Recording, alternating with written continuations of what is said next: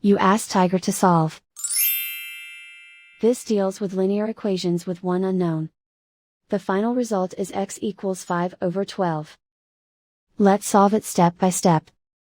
Group all constants on the right side of the equation. Subtract 1/4 from both sides. Group like terms. Combine the fractions. Combine the numerators. Reduce the zero numerator. Simplify the arithmetic. Find the lowest common denominator. Multiply the denominators. Multiply the numerators. Combine the fractions.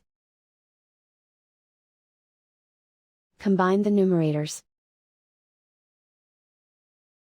And so the final result is x equals 5/12.